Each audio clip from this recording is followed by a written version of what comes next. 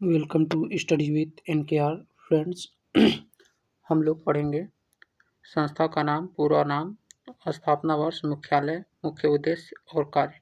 तो चलिए सेशन को स्टार्ट करते हैं। स्टार्ट करने से पहले यदि आप चैनल पर नए हैं तो सब्सक्राइब कर लीजिए। फर्स्ट है UNEP, United Nations Environment Programme, संयुक्त राष्ट्र पर्यावरण कार्यक्रम। ये 1972 में होता है केन्या नायरोबी में, और इसका उद्देश्य है कि संयुक्त राष्ट्र का पर्यावरण कार्यक्रम है जो वैश्विक पर्यावरण संकटों जैसे जलवायु परिवर्तन, जैव विविधता को हानि, प्रदूषण और प्राकृतिक संसाधनों के संरक्षण पर काम करता है। यह अंतर्राष्ट्रीय स्तर पर पर्यावरण नीतियाँ विकसित करता है। नेक्स्ट है WMO, वर्ल्ड मेट्रोलॉजिकल ऑर्गेनाइजेशन, विश्व मौसम विज्ञान संगठन। 1950 क्या है? 1950 जेनेवा स्विट्जरलैंड WMO जलवायु, मौसम, जलवायु परिवर्तन, जल संस्थाओं और प्राकृतिक अंतर्राष्ट्रीय आपदाओं पर वैश्विक समन्वय और डेटा संग्रहण का कार्य करता है। यह विश्व भर में मौसम और जलवायु संबंधित सेवाओं के लिए मानक विकसित करता है। WWF, world wide fund nature. 1961 gland Switzerland. WWF एक अंतर्राष्ट्रीय गैर लाभकारी संगठन है जो प्राकृतिक पर्यावरण के संरक्षण के लिए काम करता है। इसका उद्देश्य वन्यजीवों, जैव विविधता और पारिस्थितिकी तंत्र के संरक्षण के लिए अभियान चलाना और वनों की कटाई, प्रदूषण आदि पर काम करना है। Bird life international 1922। तो ये कैम्ब्रिज UK में होता है।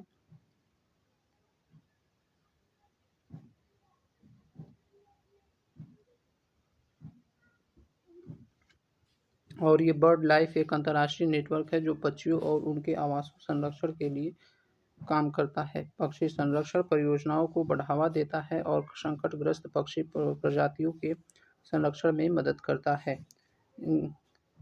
Green Peace International 1971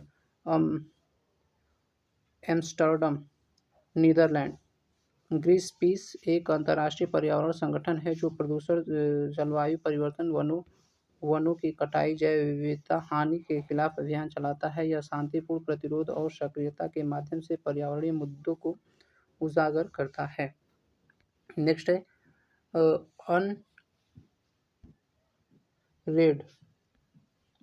UNRED, united nations reading in emission from deforestation and forest degradation. 2008 Geneva Switzerland. UNRED जलवायु संकट के लिए वन साधनों पर संयुक्त राष्ट्र सलाहकार मंच। यह विकासशील देशों को पेरिस समझौते के क्रियान्वयन को आगे बढ़ाने के लिए समर्थन देता है, जहां विश्व के 70% उष्णकटिबंधीय वन है। Traffic trade record analysis and flora and fauna in commerce. 1976 Cambridge UK में होता है। टैरिफ एक अंतर्राष्ट्रीय संगठन है जो वन्यजीवों के अवैध व्यापार की निगरानी और उसके खिलाफ जागरूकता फैलाता है। यह संगठन जैव विविधता के संरक्षण के लिए अवैध शिकार, व्यापार और उसके प्रभावों पर काम करता है। CITES, convention on international trade in endangered species of world fauna and flora. 1975 Geneva Switzerland में होता है।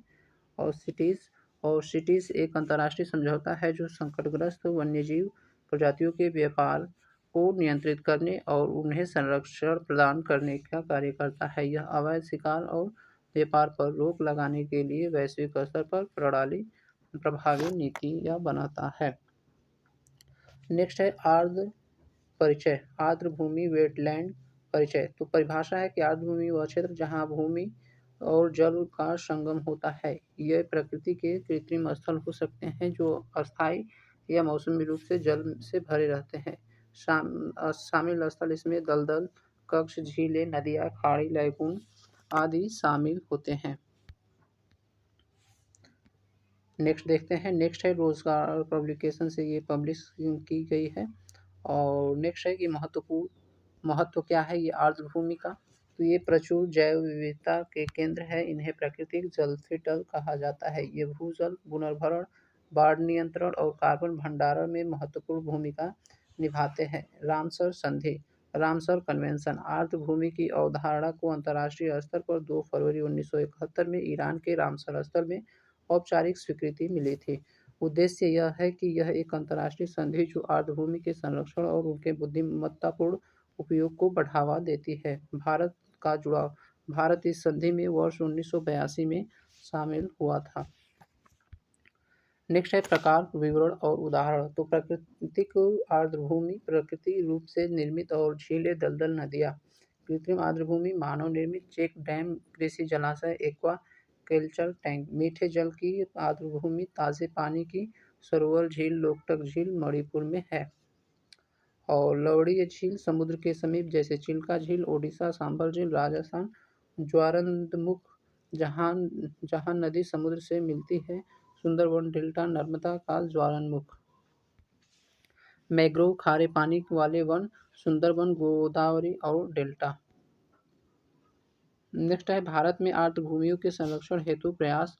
तो रामसर संधि 1982 में सदस्यता ली। वर्तमान में जनवरी 2016 में भारत में रामसर स्थलों की कुल संख्या 96 है। विश्व में यह तीसरा सबसे अधिक है।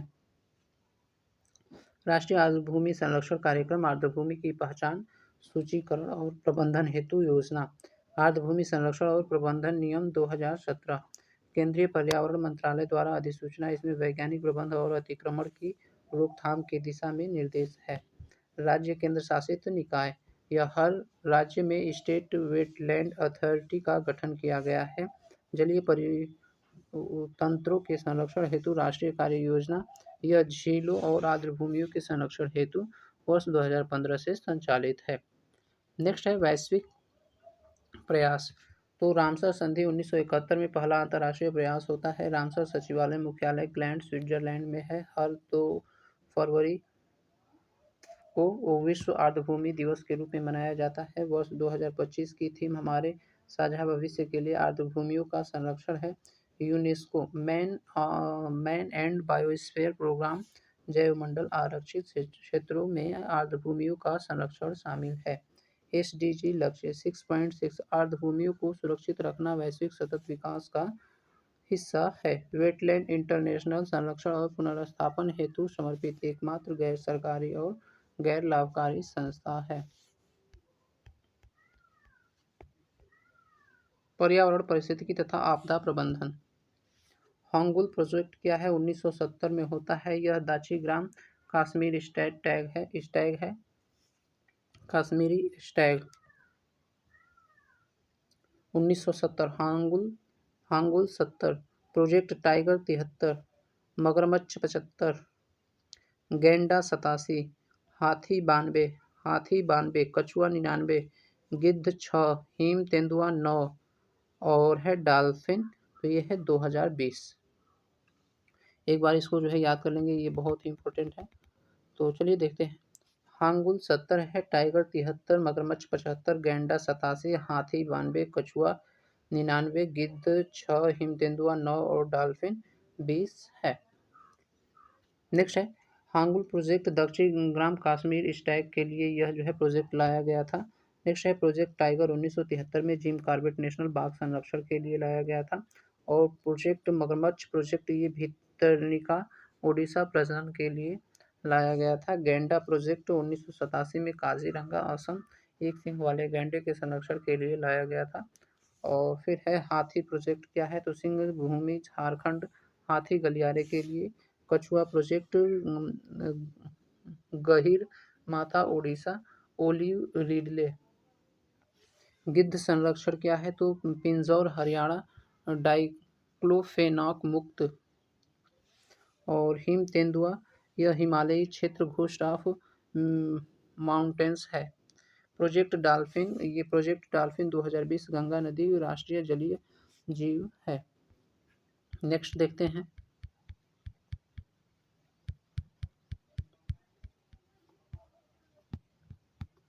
कहाँ गया भाई, बहुत ज़्यादा।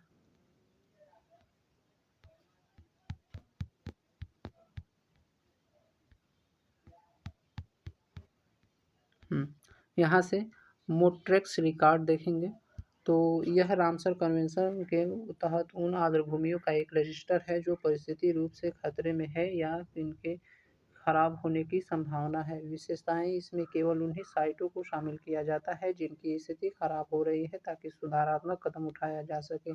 यह रिकॉर्ड पहली बार 1990 में तैयार किया गया था। भारत की स्थिति वर्तमान में भारत के 2 स्थल इसमें शामिल हैं: केवलादेव राष्ट्रीय उद्यान राजस्थान और लोकटक झील मणिपुर। चिल्का झील ओडिशा को वर्ष 1993 में इसमें शामिल किया गया था, लेकिन 2002 में सफल संरक्षण के बाद हटा दिया गया है। भारत के रामसर स्थल मुख्य तथ्य क्या है? तो वर्तमान में भारत में कुल 96 रामसर स्थल है। जनवरी 2026 तक पहली साइट ओडिशा स्थित चिल्का झील भारत की पहली रामसर स्थल है। 1981 से नामित है। सर्वाधिक जनसंख्या क्या है? तो तमिलनाडु में सर्वाधिक 20 रामसर स्थल है। तमिलनाडु में सबसे ज़्यादा 20 रामसर स्थल है। जैव विविधता क्या है? बायोडाइवर्सिटी अर्थ है जैव विविधता का अर्थ किसी निश्चित भौगोलिक क्षेत्र में पाए जाने वाले एवं वनस्पतियों की संख्या से है। इसका संबंध पौधों के प्रकार, प्राणियों एवं सूक्ष्म जीवों से है। आधार यह है कि यह पृथ्वी पर विभिन्न समुदायों की प्रजातियों की विविधता और जीवन की परिवर्तनशीलता को दर्शाता है। महत्व यह प्रकृति की एवं जीवों के संपोषीय विकास के लिए अत्यंत आवश्यक है। खोज प्रत्येक वर्ष लगभग 15,000 नई प्रजातियों की खोज होती है। शब्दावली जैव विविधता बायोलॉजिकल डाइवर्सिटी ये E.N. नोट्स एवं हाई ई मेनस 1980 में देते हैं और जैव विविधता इसके खोजकर्ता सर्वप्रथम प्रयोग करता है वाल्टर जी रोजेन 1985। बायोलॉजिकल डाइवर्सिटी ये जैविक विविधता है और जैव विविधता दोनों मिलाकर के बायोडाइवर्सिटी हो गया है। जैव विविधता के प्रकार, तो प्रकार और इसकी विशेषताएं देखेंगे। अनुवांशिक विविधता जेनेटिक डाइवर्सिटी एक ही प्रजाति के जीवों के जीन में होने वाले परिवर्तन यह अनुकूल क्षमता बढ़ाती है। प्रजातीय विविधता स्पेसीज डाइवर्सिटी किसी पारिस्थितिकी तंत्र के जीव जंतुओं के समुदायों की प्रजातियों में विविधता पाई जाती है। सामुदायिक या परितंत्र विविधता तो ये है विभिन्न समुदायों के जीवों और वनस्पतियों में पाई जाने वाली विविधता। जैव विविधता का मापन। जैव विविधता का मापन अल्फा बीटा गामा। अल्फा विविधता यह निश्चित क्षेत्र के समुदाय या परितंत्र में प्रजातियों की कुल संख्या है। बीटा यह पर्यावरण प्रवणता के साथ समुदाय के बीच प्रजातियों की विविधता की तुलना और विस्थापन की दर है। और गामा यह एक भौगोलिक क्षेत्र या आवासों की प्रजातियों की कुल प्रचुरता है। संख्या है, बीटा दर है और गामा प्रचुरता है। जैव विविधता का प्रवणता तो अक्षांशीय परिवर्तन। उच्च अक्षांश ध्रुवों से निम्न अक्षांश भूमध्य रेखा की ओर आने पर जैव विविधता बढ़ती है। ऊंचाई पर परिवर्तन। पर्वतीय क्षेत्रों में ऊंचाई बढ़ने के साथ जैव विविधता कम होती है। तापमान का प्रभाव। पर्वतीय क्षेत्रों में प्रति 1 किमी की ऊंचाई पर तापमान 6.5 डिग्री सेल्सियस कम होता है जो विविधता को प्रभावित करता है। उदाहरण के लिए चींटियों की प्रजातियां विषुवत-रेखीय वनों में 200 हो सकती है जबकि हिम क्षेत्रों में 10 से भी कम हो सकती है। यह जैव विविधता के ह्रास के कारण क्या हो सकते हैं? तो आवासीय विनाश, औद्योगिक विकास, सड़क निर्माण और वनों की कटाई से प्रजातियों के आवास नष्ट हो रहे हैं। प्रदूषण, वायु, जल और समुद्री प्रदूषण, तेल रिसाव से प्रजातियां विलुप्त हो रही है। जनसंख्या वृद्धि। विश्व की 7 अरब से अधिक जनसंख्या का प्राकृतिक संसाधनों पर अत्यधिक दबाव है। विदेशी प्रजातियों का प्रवेश। बाहरी प्रजातियों द्वारा स्थानीय प्रजातियों को प्रतिस्थापित करना। उदाहरण के लिए जलकुंभी। प्राकृतिक आपदाएं, बाढ़, भूकंप, ज्वालामुखी और वनाग्नि से आवासों का विखंडन होना। अवैध गतिविधियां, जानवरों के अवैध शिकार और उनकी तस्करी, अन्य तटीय क्षेत्रों का नष्ट होना और जलवायु परिवर्तन है। भारत में जैव विविधता। विविधता का आधार उत्तर हिमालय, दक्षिण में हिंद महासागर, पूर्व में बंगाल की खाड़ी और पश्चिम में अरब सागर की स्थिति के कारण जलवायु और स्थलाकृतियों में अत्यधिक भिन्नता है। वैश्विक मान्यता भारत विश्व के 17 मेगा डाइवर्सिटी प्रदेश में शामिल है और हॉटस्पॉट क्षेत्रों में से एक है। पादप एक जीव संख्या है। भारत में पादपों की लगभग 45,000 प्रजातियां और जीवों की लगभग 91,000 प्रजातियां के अनुसार पाई जाती है। वैश्विक रैंकिंग क्या है? तो जैव विविधता में भारत विश्व में 10वें और एशिया में चौथे स्थान पर है। वन क्षेत्र भारत का क्षेत्रफल 32.87 लाख वर्ग किमी है। ISFR 2023 के अनुसार कुल वन और आच्छादन 25.17% है। नेक्स्ट है कि भारत के जैव भौगोलिक क्षेत्र कौन से हैं? तो ट्रांस हिमालयन अत्यधिक ठंडा और शुष्क है। जंगली भेड़, बकरी, आइबेक्स, हिम लेपर्ड, ममोथ, काली गर्दन वाला सारस है। हिमालयी क्षेत्र में ऊंचाई के साथ उष्णकटिबंधीय से टुंड्रा वनस्पति तक विविधता है। हिम लेपर्ड, भूरा भालू पूर्वी हिमालय में अधिक और वर्षा के कारण सघन वनस्पति है। नेक्स्ट है भारतीय मरुस्थल। यहाँ सरीसृपों और पक्षियों की कई स्थानिक प्रजातियां पाई जाती है। ब्लैक बक, संकटग्रस्त नीलगाय, जंगली गधे, चिंकारा, ग्रेट इंडियन और बस्टर्ड है। अर्ध शुष्क क्षेत्र एशिया, शेरों के लिए गिर के शेर स्थानिक प्रसिद्ध कटीले वन और घास क्षेत्र हैं। पश्चिमी घाट अत्यधिक विविधता वाला टाइगर हॉटस्पॉट सदाबहार वन, शुष्क पर्णपाती वन है। यहाँ टाइगर, नीलगिरी, लाइगून, लायन टेल मकाक, मालाबार, भूरे हॉर्नबिल इत्यादि पाए जाते हैं। दक्कन प्रायद्वीपीय तो सतपुड़ा और पूर्वी पश्चिमी घाटों से घिरा काली व लाल मिट्टी की अधिकता। बाघ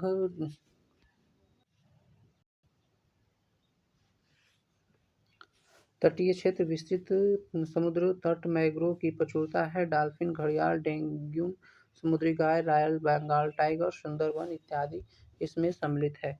उत्तर पूर्वी क्षेत्र जैव विविधता में सबसे समृद्ध बांस, जैकफ्रूट और टूना चेस्टनट प्रचुरता में है। सदाबहार और नम पर्णपाती वन है। द्वीपीय क्षेत्र 572 द्वीपों का समूह है। प्रवाल भित्तियों के लिए यह प्रसिद्ध है। डॉल्फिन, कोकोनट, बहेड़ा और वृक्ष औषधीय है। नेक्स्ट है स्तनधारी। तो ये समतापी होते हैं। इनके शरीर पर बाल या फिर विकसित होते हैं। मेमरी ग्लैंड्स के कारण शिशु को दूध पिलाते हैं। प्रोटोथीरिया अंडे देने वाले स्तनधारी ये विकास के निचले क्रम पर है। उदाहरण डक बिल्ड प्लेटिपस और स्पाइनी एट ईटर है।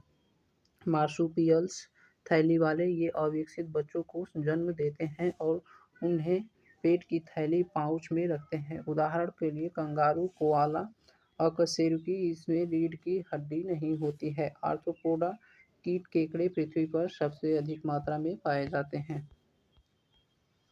नेक्स्ट है हॉटस्पॉट। हॉटस्पॉट शब्द सबसे पहले वर्ष 1988 में नॉर्मन मायर्स द्वारा प्रयोग किया गया और 36वां हॉटस्पॉट उत्तरी अमेरिकी तटीय मैदान, नॉर्थ अमेरिका कोस्टल प्लेन। विलोपन दर। वर्तमान में प्रजातियों का विलोपन दर पूर्व की तुलना में 100 से 1000 गुना अधिक है। पक्षी प्रवास। साइबेरियन क्रेन फ्लेमिंगो शीत ऋतु में जबकि एशियाई कोयले ग्रीष्म ऋतु में प्रवास करते हैं।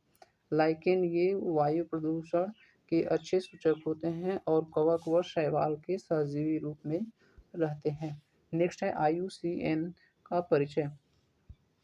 तो पूरा नाम international union for conservation for of nature and natural resources है। IUCN international union for conservation and nature and natural resources nature and natural resources है। स्थापना 5 अक्टूबर 1948 को फ्रांस के फॉन्टेनब्लू में हुई थी। मुख्यालय है ग्लैंड, स्विट्जरलैंड। सदस्यता इसमें सरकारी और गैर सरकारी एनजीओ दोनों शामिल हैं। वर्तमान में इसके 1400 से अधिक सदस्य संगठन है। उद्देश्य है कि जैव विविधता का संरक्षण करना और यह सुनिश्चित करना कि प्रकृति संसाधन का उपयोग न्यायसंगत और पारिस्थितिकी रूप से टिकाऊ हो।